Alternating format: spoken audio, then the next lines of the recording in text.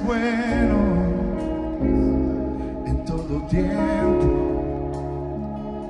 tú permaneces fiel, aunque yo sea infiel, tú me levantas cuando me caigo, puedo confiar en ti.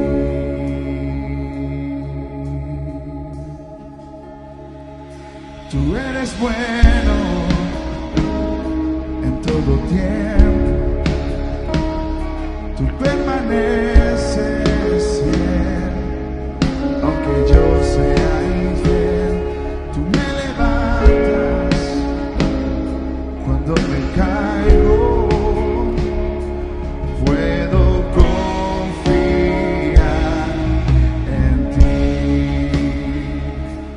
Puedo confiar en ti.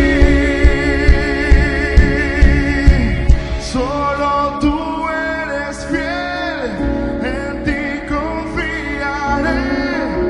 En la tormenta tú eres mi roca, Señor. Mis ojos alzaré hacia el monte de Dios. Solo de ti vendrá gloria y salvación.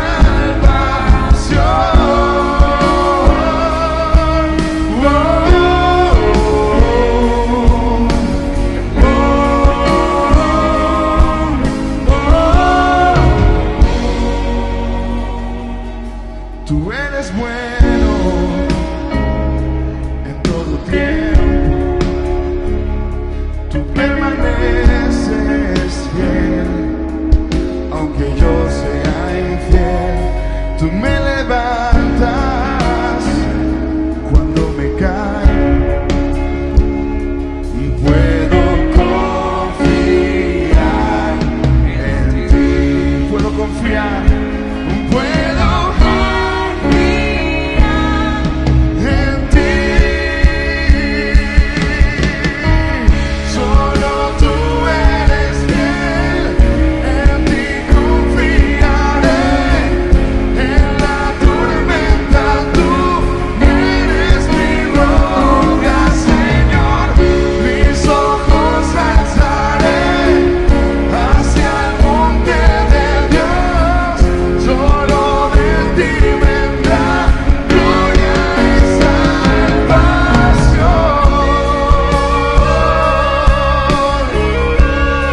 Gloria y salvación vienen de ti.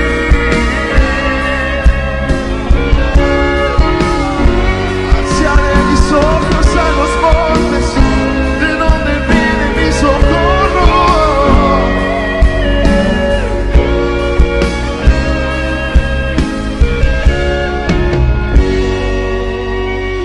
Clamo por ti, Hijo de David, clamo por ti con todo mi ser, clamo por ti con todo lo que soy.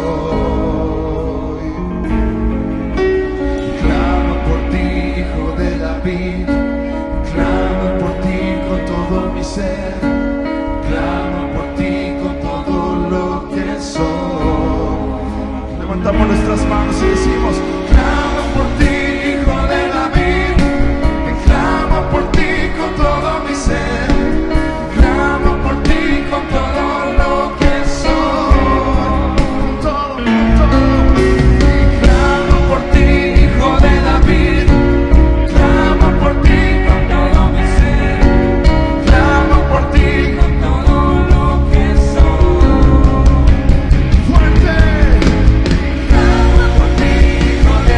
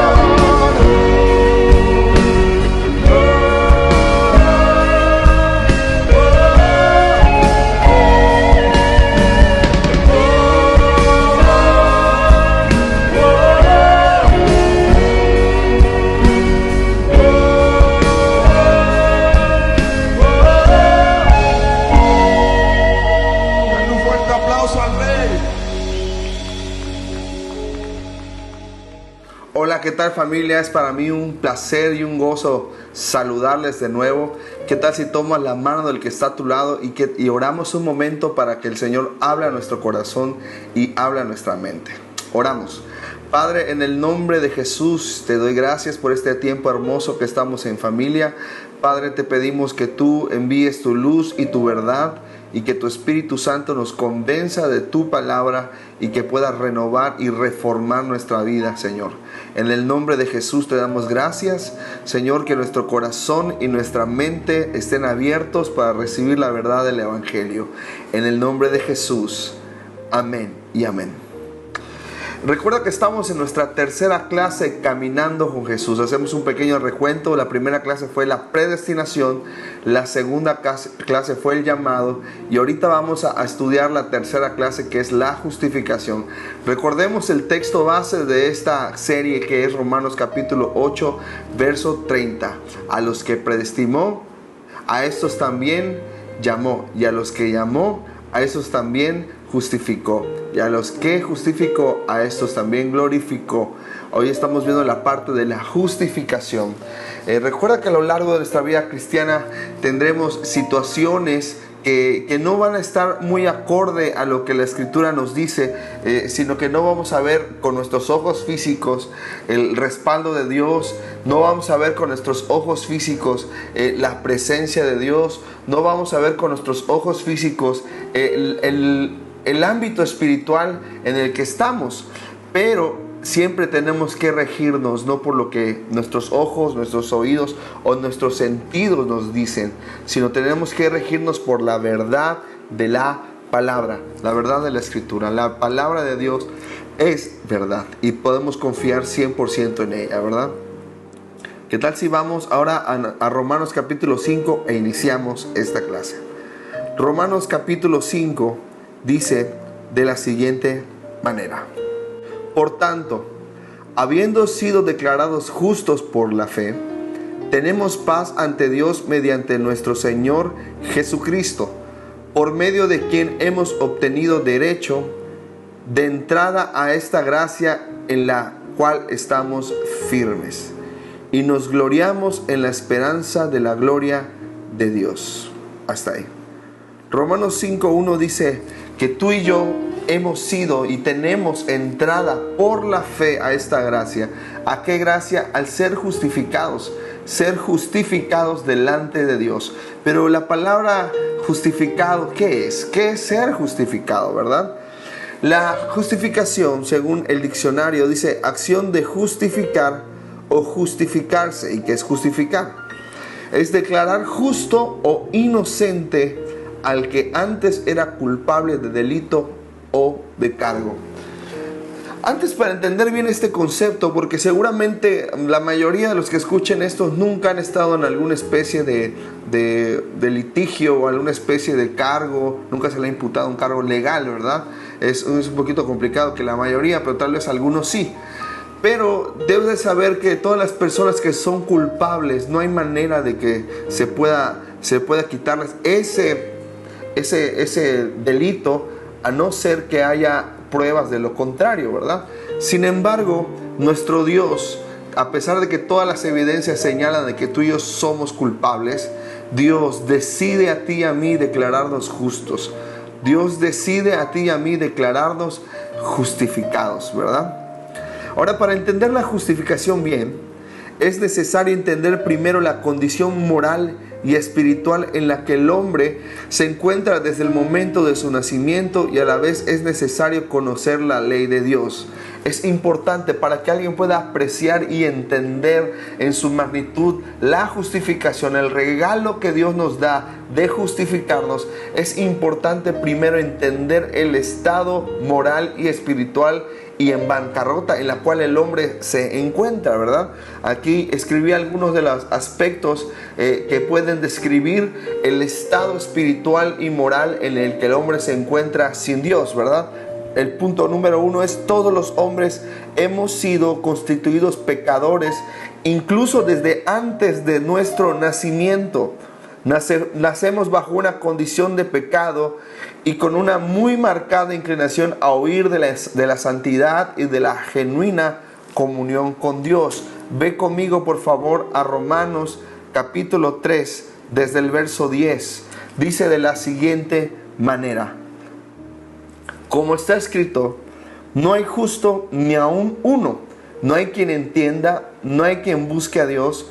Todos se desviaron, a una se hicieron inútiles, no hay quien haga lo bueno, ni siquiera uno. Sepulcro abierto es su garganta, con sus lenguas engañaron.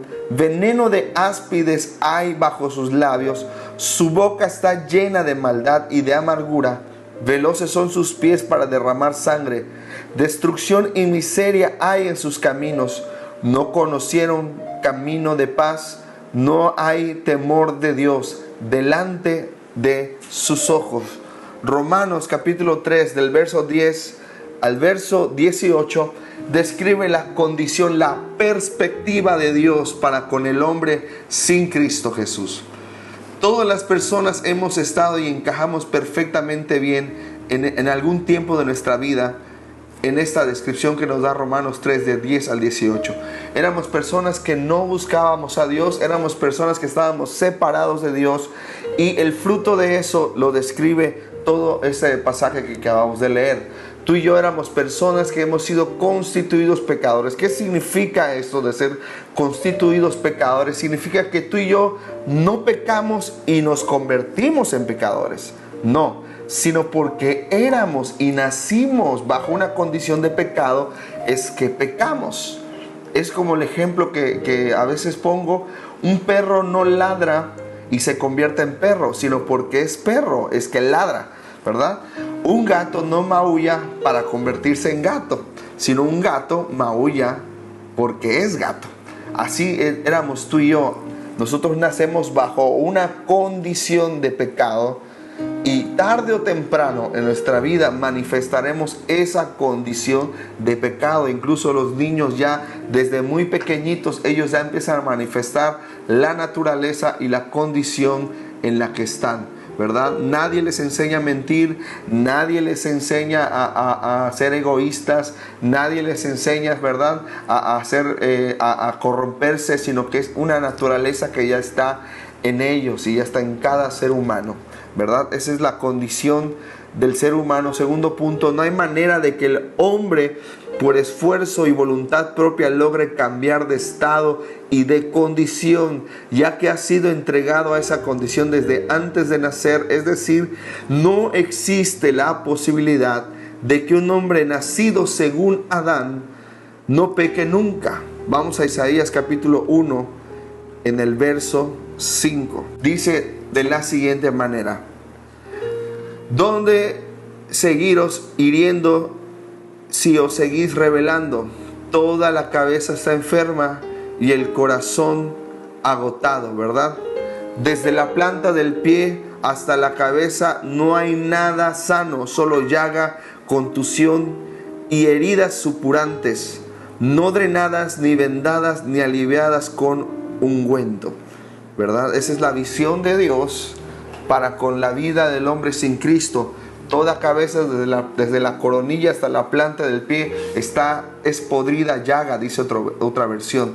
Es decir, que estábamos totalmente llenos de lepra, llenos de pecado. La lepra en la Biblia es tipo del pecado. Nosotros estábamos llenos de pecado, estábamos completamente llenos de maldad en nuestra vida, y por nosotros mismos no podíamos cambiar esa condición, ni podemos sin Cristo, ¿verdad? Tercer punto: el hombre está en bancarrota espiritual. Vaya conmigo a Salmo 49, desde el verso 9.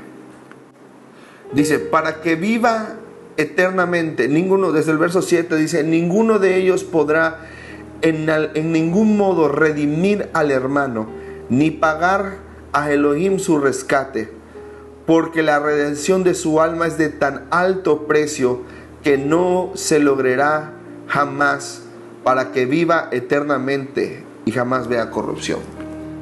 Dice la Escritura que hay un precio tan alto que no existe nadie que lo pueda pagar.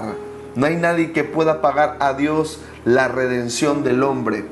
Bueno, nadie en esta tierra, pero ya hubo alguien que no era de esta tierra que vino a pagar, ¿verdad? Que es Cristo Jesús.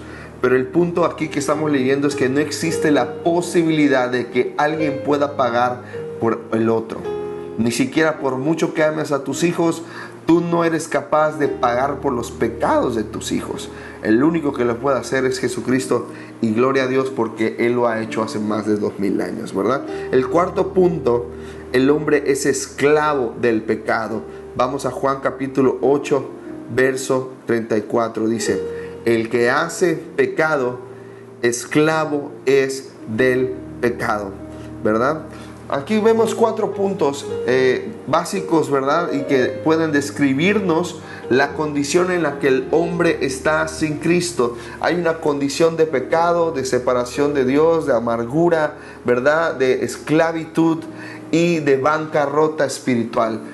Tú y yo no teníamos la posibilidad de alcanzar la gloria de Dios. No hay manera, no hay chance, no hay oportunidad de que el hombre, de que haga algo, de que pueda hacer algo para alcanzar redención por sí mismo. No se puede, es imposible. Es por eso que la religión no puede ni podrá jamás cambiar la condición del hombre. No se puede. El único que lo puede hacer es Cristo Jesús, y lo hace a través de justificarnos, ¿verdad? Él necesita primero justificarnos para poder tener nosotros entrada a la gracia y a la presencia de Dios.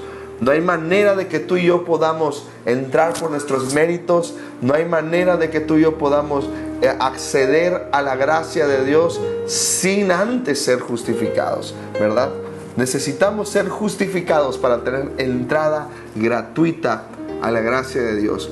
Ahora bien, la Biblia dice que cualquiera que no haga, en Hebreos capítulo 10, verso 28, dice de la siguiente manera: el que viola la ley de Moisés por el testimonio de 2 o 3 testigos, que muera irremisiblemente. Significa, amados, tenemos 2 o más o 3 testigos, 2 o más testigos que nos señalan nuestros pecados. Uno de ellos es el mismo Espíritu Santo, el que nos convence de pecado. El segundo, nuestra propia conciencia. Y tercero, las personas que nos conocen saben quiénes somos y que hemos dañado, directa o indirectamente saben que hemos pecado, ¿verdad? Tenemos muchos testigos que puedan testificar contra nosotros para decirnos que somos pecadores. Es decir, que nosotros, según la ley de Dios, merecíamos muerte. Teníamos que morir, ¿verdad? Para pagar por nuestros pecados necesitábamos morir. Sin embargo, era imposible que tú y yo muramos y a la vez podamos ya pagar, porque una vez muerto el hombre ya no tiene más oportunidad. Es por eso que Cristo necesitamos aferrarnos y afianzarnos del sacrificio de la cruz, de la obra de Cristo, ¿verdad? No hay manera de que el hombre pueda cumplir cabalmente toda la ley de Dios. No se puede. No existe a lo largo de toda la historia, no existe hombre o mujer o alguien que haya podido cumplir cabalmente la ley de Dios. Ni el más santo de todos los profetas ha podido. El único que ha podido es Dios mismo, y este es Jesucristo, el santo de todos los santos. El único, el verbo hecho carne, se hizo carne y caminó entre nosotros y ha cumplido la ley de Dios cabalmente. Es el único que ha cumplido con toda la justicia de Dios. No existe otro hombre u otra persona que lo haya hecho. Y porque Él lo hizo, Él tiene ahora la facultad de poder imputarnos su justicia. Y eso es la base de la justificación. Él puede justificarnos porque Él mismo ha cumplido con toda la ley. Y de esa manera Él puede impartirnos, nos puede hacer participantes de la ley. Al momento en el que tú y yo creemos en la obra redentora de Cristo, nosotros somos impartidos, imputados de la justicia de Dios. Es decir, que Dios, a partir de ese momento que creemos en el Hijo de Dios y de que creemos en la obra redentora de Cristo, el Padre nos imparte su justicia. Somos hechos justicia de Dios en Cristo Jesús. Es decir, que Dios nos ve a nosotros como si nosotros mismos hubiéramos vivido la vida que Cristo vivió. ¿No es esto hermoso? Que Dios a ti y a mí nos ve tan perfectos como ve a su Hijo Jesucristo. Eso es la justificación. Hemos sido declarados justos delante de Dios, ¿verdad?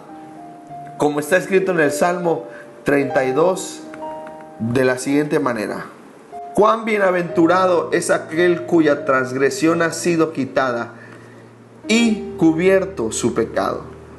Cuán bienaventurado es el hombre a quien el Señor no le imputa iniquidad y en cuyo espíritu no hay engaño. Es el Salmo de David. Este salmo es hermoso porque nos habla de que hay las personas que son exoneradas, perdonadas y Dios no les imputa pecado. Son personas felices. Es decir, que lo más importante que el hombre necesita en su vida no son los bienes materiales. Lo más importante que el hombre necesita en su vida es el perdón divino. Es lo más importante y Dios nos lo da de manera gratuita. Vamos rápido. La justificación es instantánea, es inmediata y es totalmente gratuita. Tienes que entender que hay dos procesos, hay dos eventos en nuestra vida. El primer evento es la justificación, que es de manera inmediata, y la santificación, que es un proceso paulatino y gradual en nuestra vida. Tú y yo estamos siendo santificados por la palabra de Dios, pero la justificación es en el momento en el que tú crees en el Evangelio. Es algo que tiene que quedar en nuestra mente y en nuestro corazón, ¿verdad?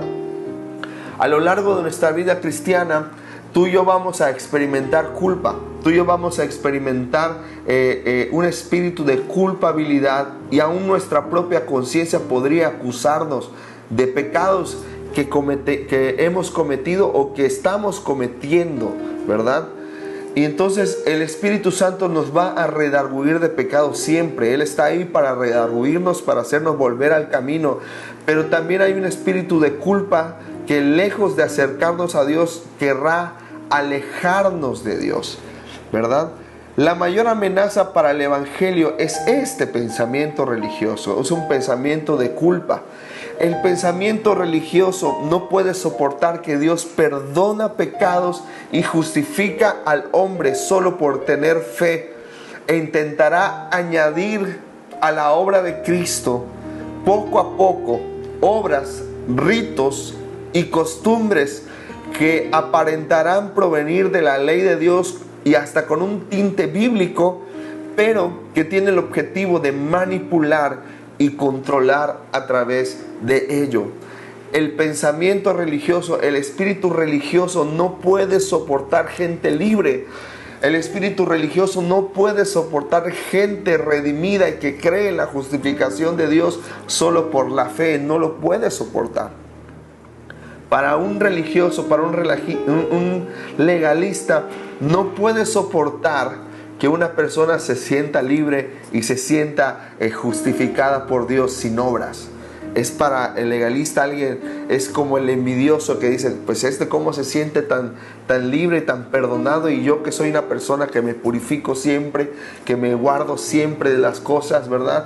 Y cómo puede ser que nada más vino y le pide perdón a Dios y se va, ¿verdad? ¿Te acuerdas de Jesús cuando dice de los dos hombres que entran al templo? Uno era publicano, pecador, y el otro era fariseo. El fariseo decía, gracias Dios porque no soy como los demás, doy mis diezmos, me santifico, leo la Biblia todos los días, oro, ¿verdad? Hago mis rituales, cumplo con la ley, ¿verdad? Y se levantaba el cuello delante de Dios para decir esto. Pero el otro hombre que no hacía nada de esas cosas, solamente inclinado, avergonzado, decía, perdóname Dios, ten misericordia de mí, perdona mis pecados.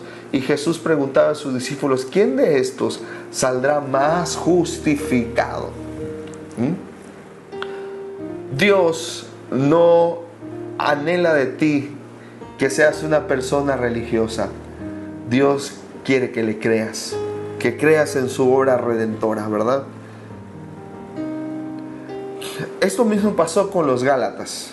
quiero ir ya para terminar y cerrando el ejemplo de los Gálatas. Los Gálatas eran un pueblo gentil que había recibido a Pablo y el evangelio que Pablo predicaba. Un evangelio de gracia y de verdad. Sin embargo, poco tiempo después, judíos que se encontraban entre los Gálatas enseñaban que además de creer en el evangelio era necesaria la circuncisión, es decir, cumplir así con el pacto que Dios había establecido con Abraham, el patriarca, y les obligaban a judaizar, es decir, a seguir las costumbres judías e incluso los ritos de la ley. Es por eso que Pablo les pregunta en Gálatas 3:1-6. Vamos a leer Gálatas 3:1-6. Oh Gálatas insensatos, ante cuyos ojos Jesús el Mesías fue exhibido crucificado, ¿quién os fascinó? Solo esto quiero averiguar de ustedes: ¿recibisteis el Espíritu por las obras de la ley o por la predicación de la fe? Tan insensatos sois, habiendo comenzado en el Espíritu, ahora os perfeccionáis en la carne. Tantas cosas habéis padecido en vano. Esto sin fue en vano. Aquel pues que os suministra el Espíritu Santo y efectúa milagros entre ustedes, ¿lo hace por las obras de la ley o por la predicación de la fe?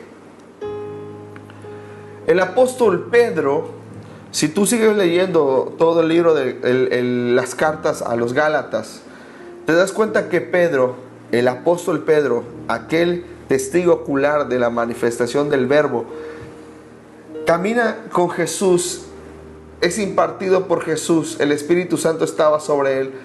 Pero fíjate qué peligroso es el pensamiento religioso.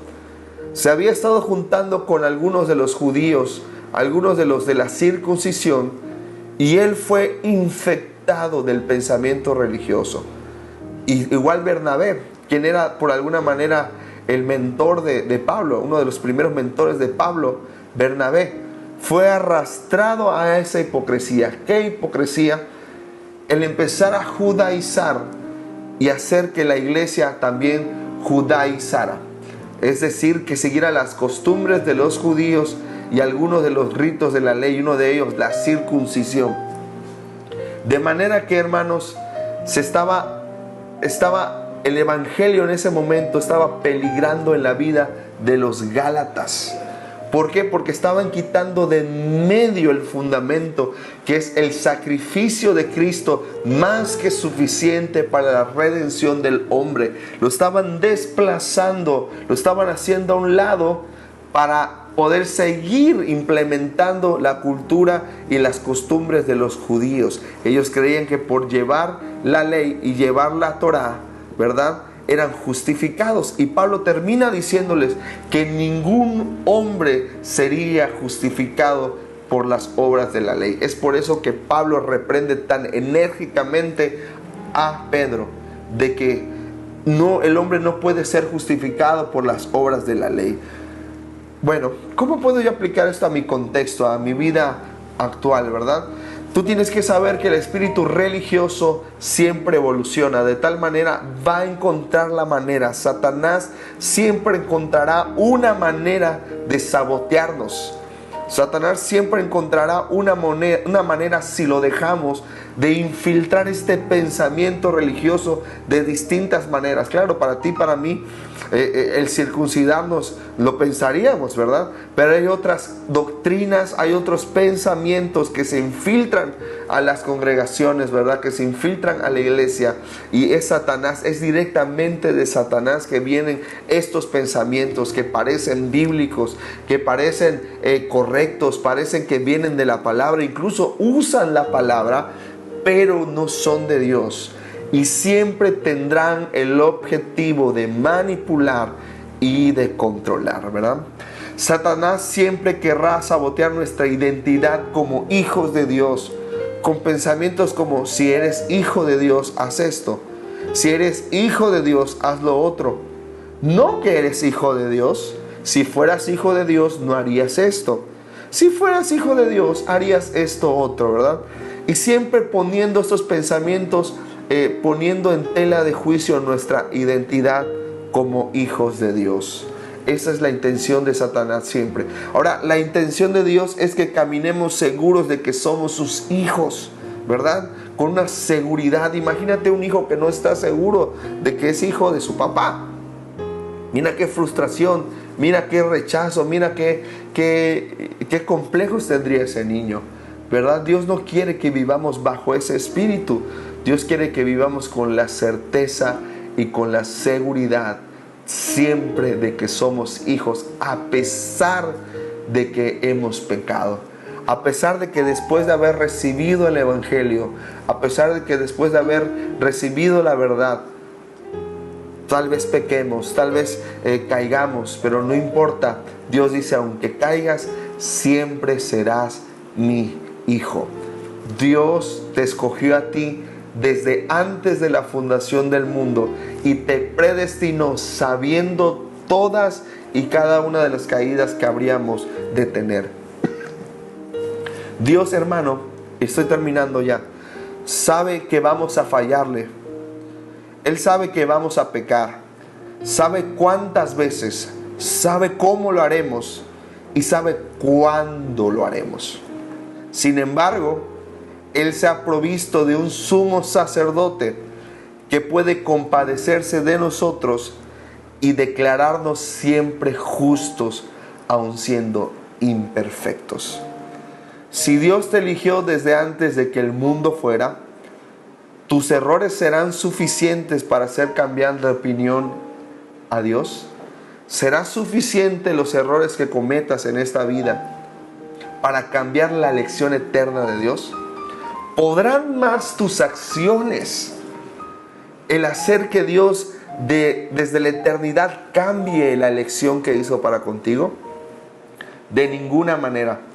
Dios te ha elegido a ti y te ha escogido y le ha dado a Cristo Jesús una encomienda, que todo lo que ha puesto el Padre en las manos de Cristo, nada de ello se pierda. Es por eso que tú puedes estar seguros de que eres escogido y elegido de Dios, y es por eso que se hace necesaria la justificación.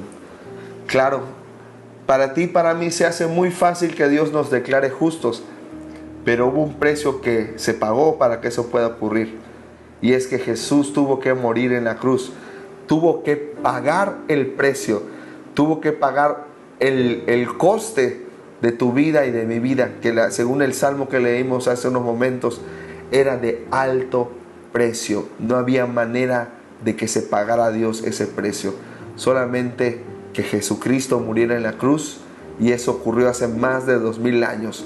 Y el sacrificio de Cristo Jesús es tan perfecto que no le hace falta nada más para que Dios pueda declararte a ti justo. Lo único que Dios necesita es que tú tengas fe en el sacrificio y en la obra de Cristo.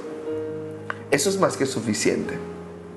Y ya para terminar, en una ocasión yo me sentía muy mal, no quería orar, no quería yo acercarme a la oración porque sentía que Dios no me oía, sentía que Dios no me escuchaba, puesto que había yo cometido un error y me sentía muy culpable, me sentía muy mal. Sinceramente me sentía tan desanimado que no quería orar, pero sin embargo decidí orar. Fui a orar y Dios habló muy claro a mi corazón, y espero que esto te sirva. Y me hizo una pregunta en medio de mi pesadumbre, en medio de mi vergüenza, en medio de sentirme tan mal, porque yo era una persona muy estricta en cuanto a la santidad, lo sigo siendo aún, pero después de este día fui libre.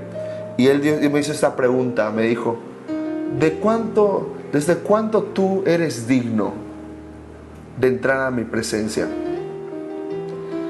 Y fue una pregunta un poquito complicada, porque si yo le decía a Dios, pues desde que tú moriste en la cruz, entonces la respuesta de Dios sería: ¿y hoy ya no eres digno?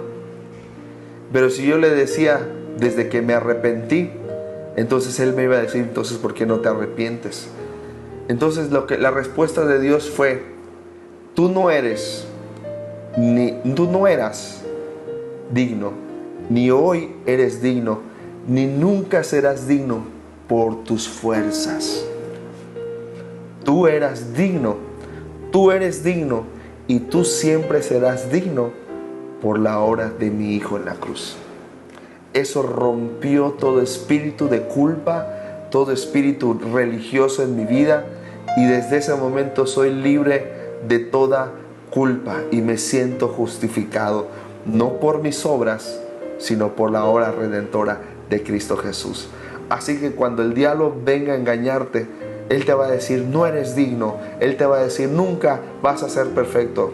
Entonces encáralo y dile, es cierto, Satanás, nunca he sido, no lo soy, ni nunca lo seré en mi propia justicia. Pero yo no confío en mi justicia. Yo confío en la justicia de Dios a través de Cristo Jesús.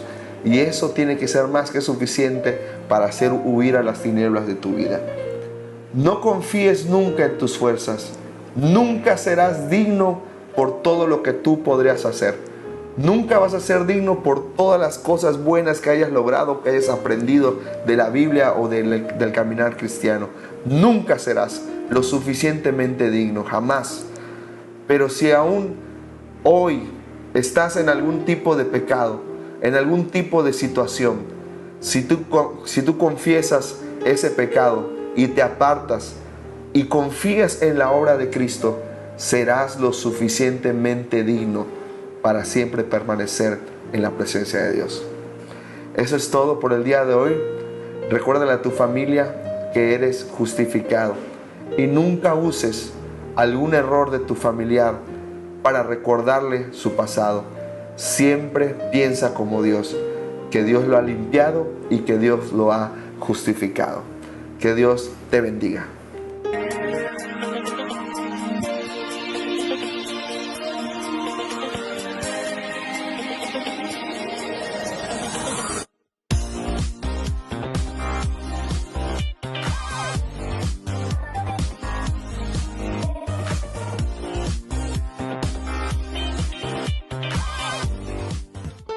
Iglesia Restauración, nuestra pasión, su presencia, nuestro compromiso, las almas.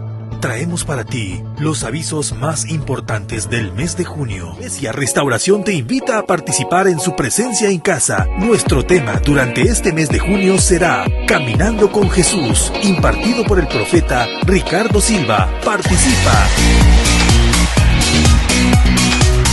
La Iglesia Infantil Chicos Restauración te espera todos los sábados a las 9 de la mañana y domingos a las 10 de la mañana. Tendremos muchas sorpresas y diversión. Trae a tus hijos. Noches de Trasciende Juvenil te invita todos los sábados a las 7 de la noche. No vengas solo, trae a tus amigos. Encuéntranos en Facebook, YouTube como Iglesia Restauración.